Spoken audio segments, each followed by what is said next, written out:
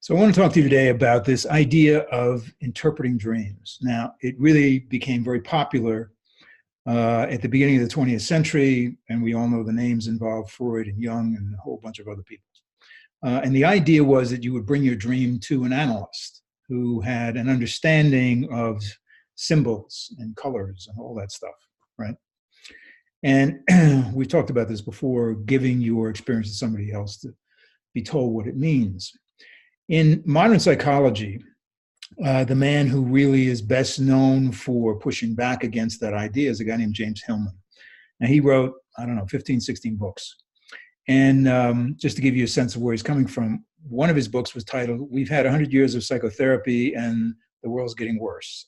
So that kind of gives you an idea of what his mindset was. The book that really resonated with me is another book he wrote in conjunction with an artist, and it's called Dream Animals. And in that book, there's a chapter about the black snake. And interestingly enough, I had a client, it wasn't a client, actually, it was a student, bring a dream about a black snake to the class the same week. So it's perfect timing. But what's he saying? He's saying, look, you can look at that snake in the dream and you can interpret it. Okay, what does this snake mean? And it can mean, your mother's problems or whatever it is. Doesn't matter, right? Essentially what happens is once you get the meaning, you don't need the snake anymore. Don't need the dream anymore. That's a problem because the dreams keep coming back. Why? Because this snake or this bear or this 10-foot man with, purple eyes is you. They live in you. They're alive as part of you.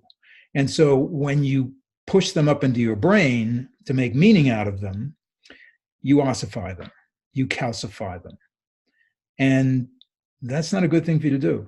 Now, there have been times in my experience, not only as a therapist, but also as a patient, where I needed somebody to tell me something. I was just not in the kind of shape where I had enough ego strength to sort of dance with all these different experiences within myself. Okay. So that's what Hillman was trying to say. He was saying, don't interpret the snake, animate the snake. Let it live in you. It's part of your imagination. So what happens when you do that? Why not just stick with the interpretation and have something to work on your personality with? Because essentially, your soul or yourself or whatever term you want to use to describe this thing that is you, that you get glimpses of every now and then, is vast. And it contains all sorts of different experiences and ideas and emotions that sort of push their way into your waking life through your dream world. So when you have a dream, regardless of what the dream is, the best thing to do is to go back and sit in it. I don't know, every other day, every day, twice a day, however often it feels like, oh, let me just go get a sense of what that was about. And allow it to inform me in some way. And usually the informing me in some way means I learn about it. So I learn about a bear. What does a bear do? What is my experience with bears? What are the bears that live around me versus the ones that don't? All that kind of stuff, because what you're really learning is about yourself. Your dreamer put the bear in your dream for a reason. The other reason here for doing this is to sort of look at the landscape of what people are using to work with these days to make their lives better.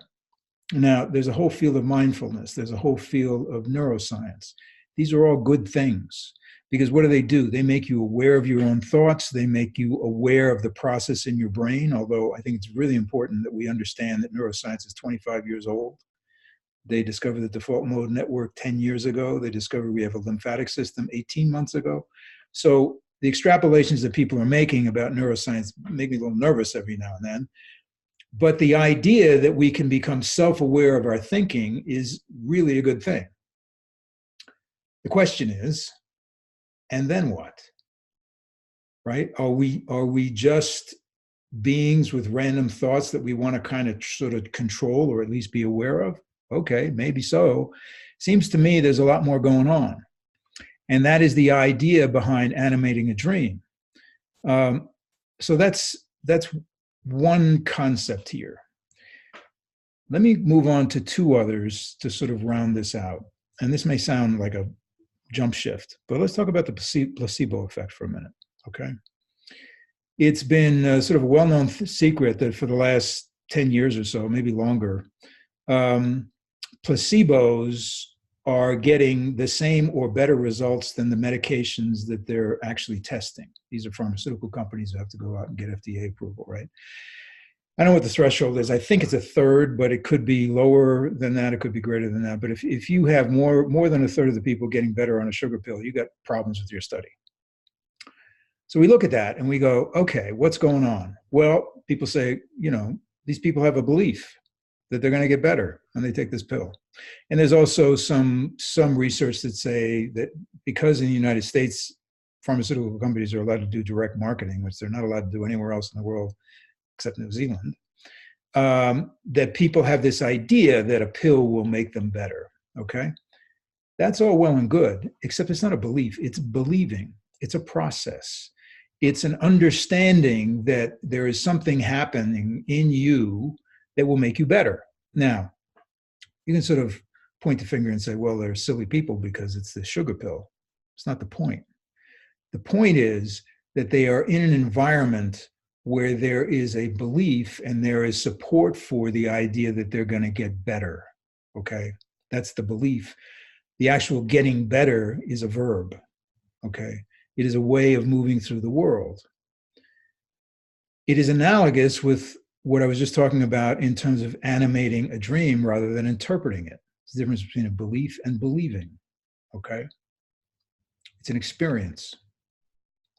The third thing I want to talk to you about is when I was a therapist back in the day, I read a lot of Harry Stack Sullivan. Now, Sullivan was sort of a post-Freudian, the term that was used at the time was interpersonal theorist. What's that? What that's about is the idea that we are human to the degree and quality that we have relationships with other humans.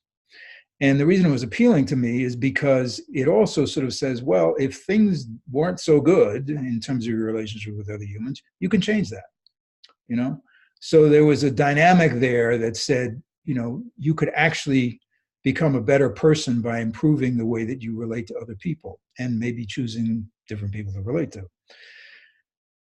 That idea sort of takes us back to the beginning, which is, what do you do with a dream?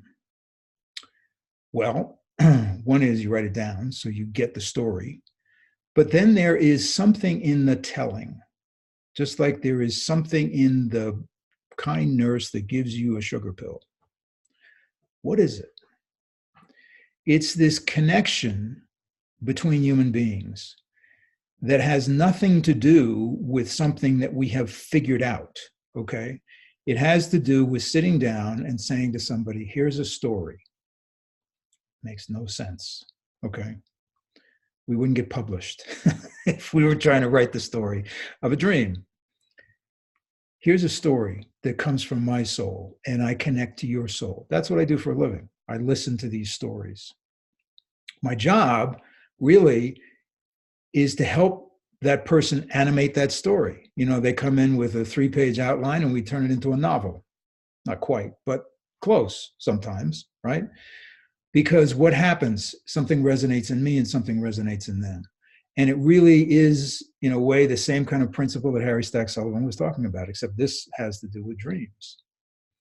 So look, it's difficult in today's society where we have confused cognition with consciousness. We think that if we can figure it out, it must be conscious.